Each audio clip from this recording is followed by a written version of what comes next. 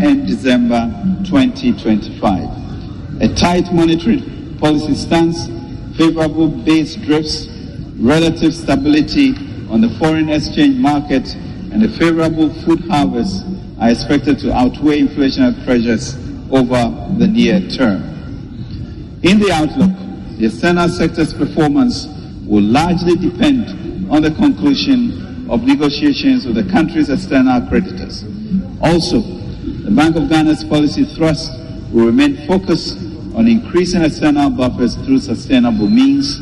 The exchange rate is expected to remain stable, supported by continued progress with the implementation of the IMF-supported program. Expected inflows from the cocoa syndication loan, the second tranche of the IMF loan, mining inflows, and the BOG's continuation of the gold for oil program. The main risks to the external outlook include increasing uncertainty about geopolitical tensions and volatility in commodity prices. Mr. Speaker, the IMF Executive Board approved Ghana's 3-year, $3 billion IMF-supported post-COVID-19 for economic growth on the 17th of May 2023, after the government of Ghana secured a staff-level agreement on the program in December 2022. The program, as you know, aims to restore macro stability and debt sustainability, build resilience through the implementation of wide-ranging and strong structural reforms in key sectors of the economy, and lay the foundations for stronger and more inclusive and private sector-led growth while protecting the poor and the vulnerable. Mr. Speaker, the IMF-supported PCPEC is assessed semi-annually by the IMF through an IMF staff review mission, followed by final approval by the IMF Executive Board. Disbursements under the program are tied to successful completion of each review. The reviews assess our progress towards meeting the quantitative performance criteria, indicative targets, and structural benchmarks. Mr. Speaker, I'm glad to inform this august House that based on the IMF's own assessment at the staff level, after the first review, Ghana met all the 6 quantitative performance criteria. The 2 out of the 3 indicative targets, the 2 met a floor on social spending, a floor on non-oil public revenue. The indicative target on zero net accumulation of payables was extended largely to the ongoing negotiations with energy sector IPP on legacy debt. And 6 of the 7 structural benchmarks due end 2023 were also met, and subsequently the 7th has been met. Mr. Speaker, the fiscal incentives and reliefs I announced previously are in line with government's 5-year growth strategy, which was approved by Cabinet in August 2023. This is to stimulate and sustain economic growth even as we restore macroeconomic stability under the IMF-backed program. The first phase, which is a 14-month program, essentially focuses on scaling up prioritized existing programs and attracting private sector investments to deliver rapid results without significant demands on budgetary resources. Mr. Speaker, the growth strategy prioritizes key sectors of the economy, including agriculture, agribusiness and aquaculture, trade, industry and export promotion, tourism, as well as digitization and technology. The recently launched Ghana Mutual Prosperity Dialogue will support this path of growth. A permanent steering and technical committee co-led by the Ministries of Finance as well as Ministry of Trade and Industry and the private sector and supported by development partners is being set up to drive this collaboration for growth. Mr. Speaker, last year I discussed the enormous impact of the food import bill on exchange rate volatility and inflation. I made clear how unsustainable the imports are and the need to change course. The growth strategy therefore supports the implementation of interventions that increases our capacity to produce, deepen value chains, facilitate and modernize storage facilities, and increase the shelf line of products. These improvements are expected to help support exports, build forests, exchange buffers, and reduce inflation of earmarked funds. Mr. Speaker, we would also like to appreciate on this level the contributions of key stakeholders, including the Managing Director, the management and staff of the IMF, the World Bank, the AFDP, and development partners who played diverse roles in this journey.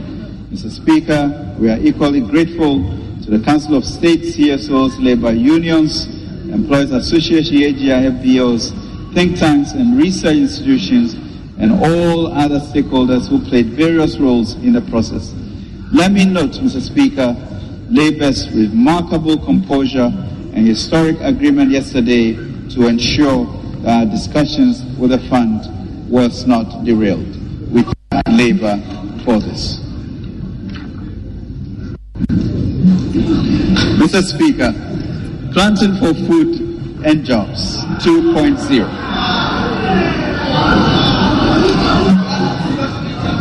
Mr. Speaker. Honourable Minister, just a minute. Honourable members, in line with Order 42 of the standing orders of our House, I hereby direct that sitting be held outside the normal sitting hours. Honourable Minister, you may now continue. Thank you very much, Mr. Speaker.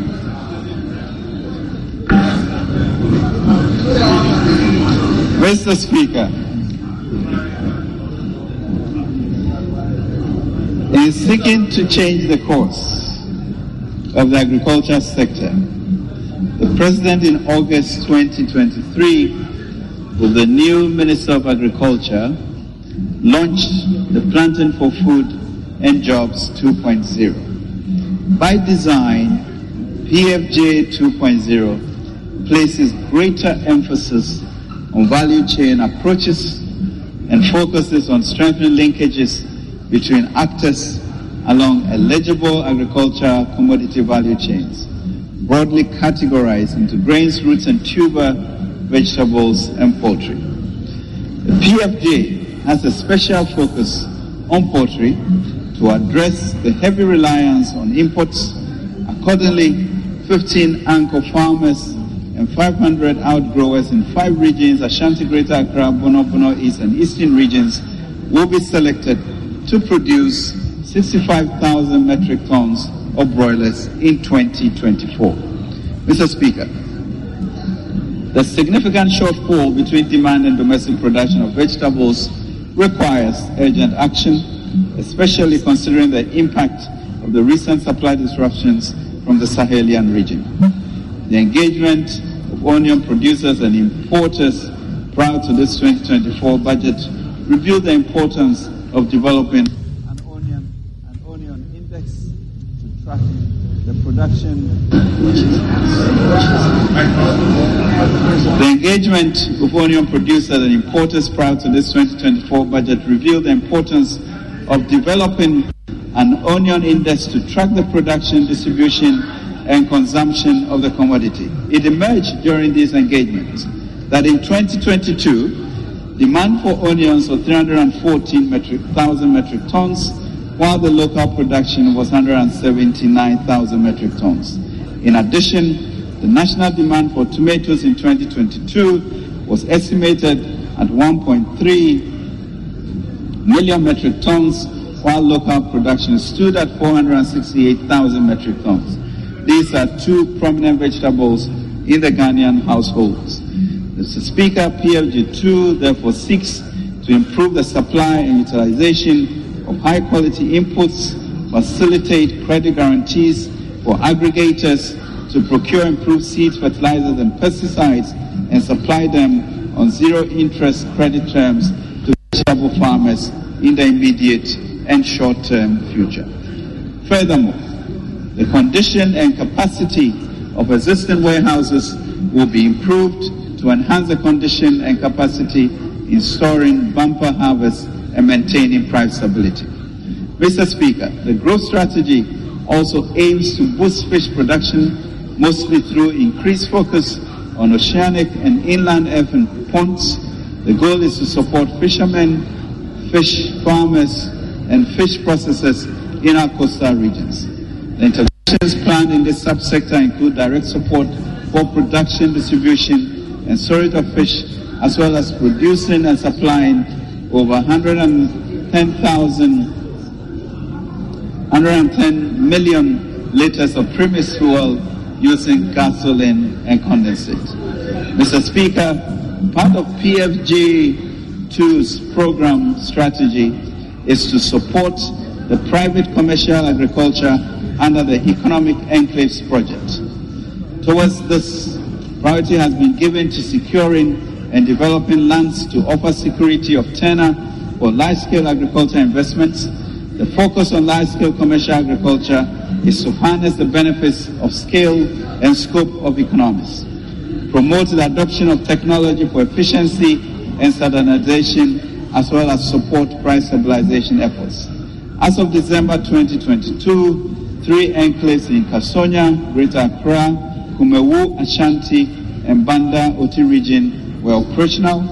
5 out of 5 other enclaves are planned in 2024 to promote value addition, integration, and deepening aggregation and value chain systems to serve as economic growth goals. The 3 operational EEPs will lead to production of 160,000 metric tons of rice by end of 2024, over 110,000 acres of land in cultivation for the key staples. Private sector actors investing on EEP will provide employment for the youth with a target of at least 5,000 jobs. Already, Mr. Speaker, 10 private sector actors have responded to the expression of interest to predominantly act as anchor farmers on the developed lands.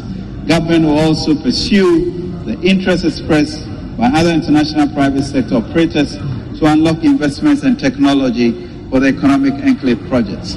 We are also using the EEP to leverage catalytic financing from key partners including MasterCard Foundation and the African Development Bank. To implement the economic enclave at scale and speed, as I mentioned, Ghana cedis 1 billion has been allocated to Millennium Development Authority to complement PFJ 2.0. This funding will be dedicated to providing critical infrastructure, including irrigation canals, as well as cleaning and developing land for private sector actors in the EEP. Other key interventions under the Ghana Cares program, such as the completion of a refinery, will benefit from this funding. MEDA has a remarkable record from the implementation of 2 compacts under the Millennium Challenge Corporation, one of which was agriculture and agribusiness. They continue to demonstrate experience and ingenuity that will accelerate the delivery of the growth goals to transform agriculture in our country. Mr. Speaker, the Digital Youth Village as a key initiative under Ghana Cares involves collaboration between the Ministry of Communication and Digitalization, Ministry of Finance, and University of Ghana to support tech entrepreneurs and create vibrant tech hubs. To date, the DYV project has completed the design, land location, site clearance, as well as securing an architect and contractor initiating the construction phase. Phase 1 of DYV project is expected to be completed before end December 2024. Mr. Speaker, in the area of trade, industry, and export, the key operations under 1D1F free zones, export promotion, strategic and core industries, and business regulatory reforms have been prioritized under the growth strategy. Altogether, earnings from non-traditional export are expected to increase to 4 billion and 4.8 billion in 2024 from 3.51 billion in 2022. 271 licensed free zone companies are expected to increase earnings to 2.19 billion in 2024, compared to earnings of 1.8 billion from 207 license-free zone companies in 2022. Mr. Speaker, Ghana remains the preferred tourist destination in the sub-region. A steady stream of domestic and international tourists also requires dedicated spaces in cities to drive a night economy and tourism. As we promote December in Ghana initiatives, we'll also work towards enhancing security and the lightening infrastructure. A task force comprising public regulators and private sector actors has already been established to drive the night economy initiative and the public-private partnership arrangements. Mr. Speaker, on 14th November 2022, almost exactly a year ago, government launched the Youth Start initiative as a direct response to the employment challenge facing our country. Through this initiative, government sought to create an entrepreneurial nation by providing training, competitive funding, access to markets and technology to our youth. This is to cause a cultural shift and guide our teaming youth into entrepreneurship by assisting them to start, to build and grow their own businesses. Mr. Speaker, a year on, the preparatory works have been completed. The three components of the initiative, Youth Start District, Entrepreneurship Program, Commercial Program, and the Youth Start Grace Program, have also been developed and piloted successfully. On 20th September 2022, government signed an MOU with 11 banks and the Ghana Association of Bankers to support entrepreneurs gain access to capital to enhance their business. The Ghana Association of Banks have worked with us to train the participating financial institutions on the program and have completed the design of a technology platform to receive applications. The National Banking College has also been engaged under the program to train beneficiaries on behalf of the participating banks. Mr. Speaker, the Ghana Enterprises Agency and the National Entrepreneurship and Innovation Program has been brought together as a cohesive unit to co-lead the district entrepreneurship component of the Youth Start program. Mr. Speaker, all is set to accelerate the implementation of Youth Start. We are working with our partners, the World Bank, to secure additional financing, Mr. Speaker, of $150 million US. On our own, we are committing 200 million Ghana cedis to ensure that more young persons are supported into entrepreneurship. Mr. Speaker, the Ghana Integrated Aluminium Development Corporation, through their strategic partners, has completed the Mineral Resource Estimate Report that has been prepared in line with Joint Ore Reserves Committee standards. The results of the report indicate significant bauxite quantities, making the project a commercially viable one. Mr. Speaker, the master plan has been reviewed and given a seal of approval by KPMG. To ensure, Mr. Speaker, the various mineral discoveries are informed, deposits of iron ore are commercially viable, a high-level mineral resource study has been commissioned by GSDEC, working with the private partners. The capital incentive activity has been uploaded to Ghanaian private partners to produce a standard bankable report at no cost to the government of Ghana. This is to ensure that the integrated iron and steel industry is not faced with a continuous decline of domestic production and processing of metallic minerals and associated dependence on foreign supplies for our needs. Mr. Speaker, key interventions to improve the business environment include enhancing the business regulatory reform, crowding in private sector financing of 20 billion through foreign direct investments, and amendments to the GIPC Act has been completed and submitted to Parliament. The Speaker, the group strategy sets ambitious targets for easing access of the domestic private sector, including medium and long-term finance at competitive rates.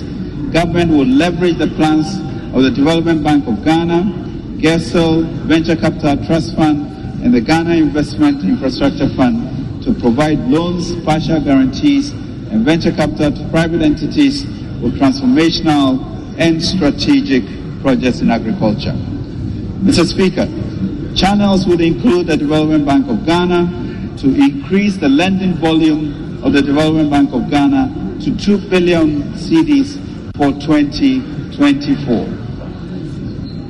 For GESEL to provide 350 million partial risk guarantees to leverage private sector participation in the agricultural sector. Government will also support DBG with fundraising of an additional $1 billion in 2024 to support their work. Mr. Speaker, the IFC, working with government, will pursue $500 million commitment of financing from the World Bank's IFC as a partner in Ghana's Mutual Prosperity Dialogue.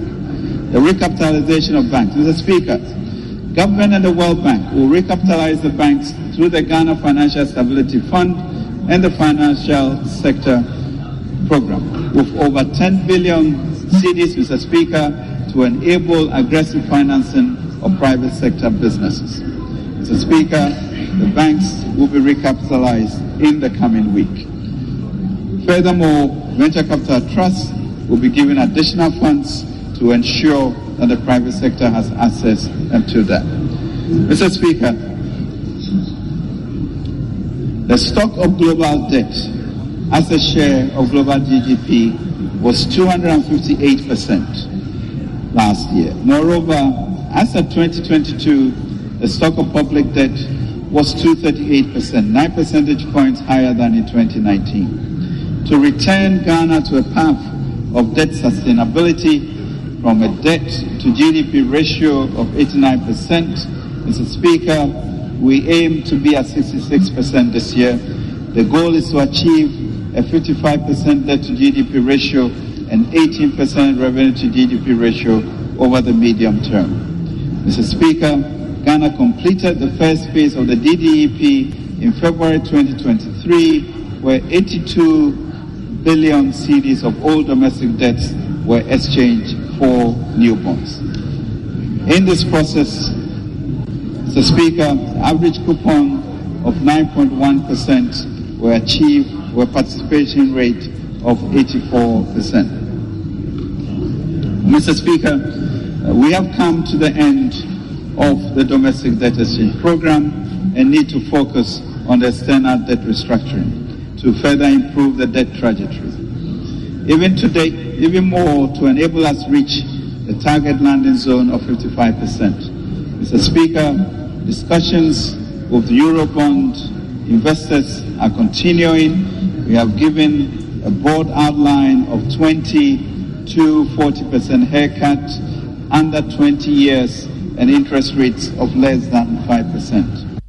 Ghana bilateral creditors, Mr. Speaker, are also working with us, and we expect the OCC, Mr. Speaker, to come up with a memorandum of understanding which would ensure that this body co-chaired by France and China will deliver the appropriate MOU to the IMF for their board meeting next week.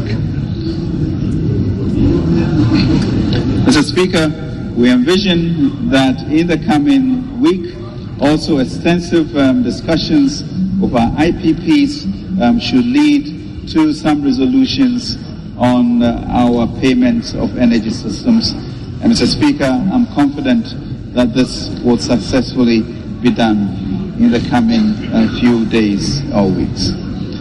The fund, Mr. Speaker, is also offering $250 million from the World Bank, supported by sub-fund targeted at qualifying banks and SDIs, and a cedi equivalent of $500 million of GOG-funded sub-fund that will help, as I mentioned, to recapitalize a state-owned financial institution, as well as potentially supporting other indigenously controlled financial institutions.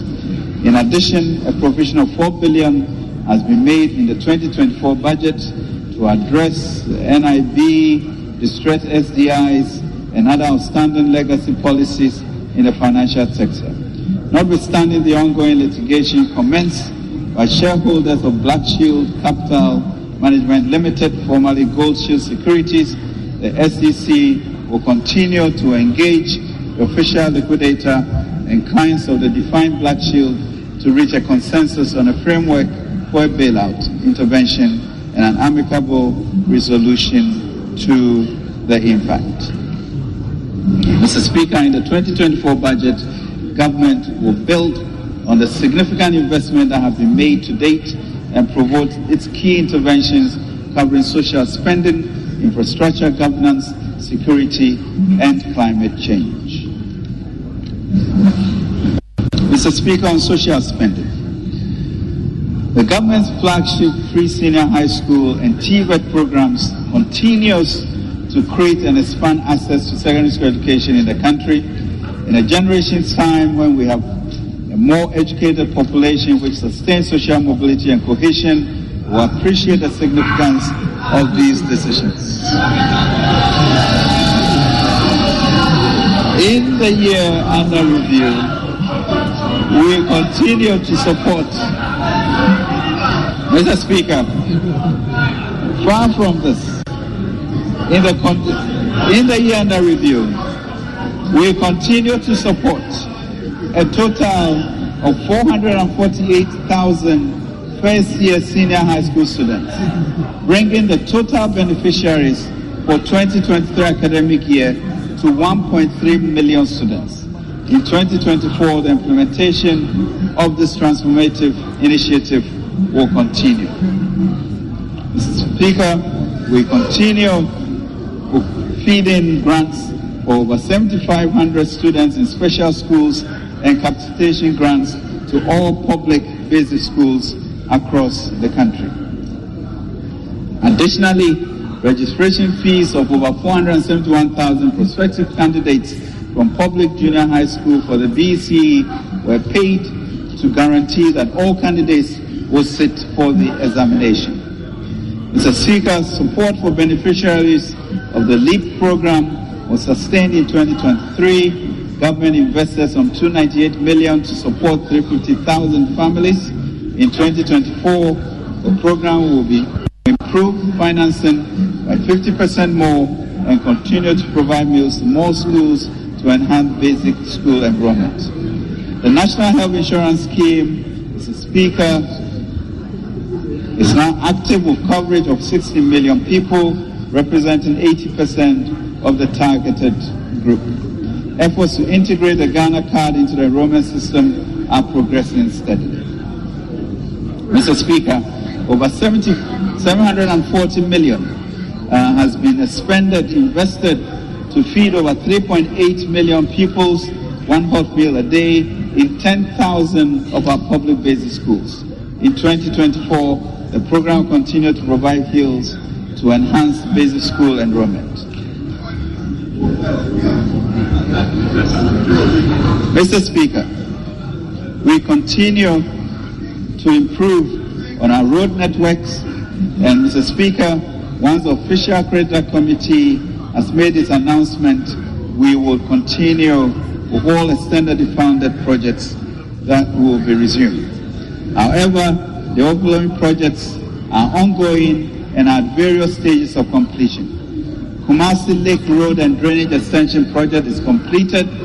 Reconstruction of Bichem Techimanchia Akumadin Road is 71% complete.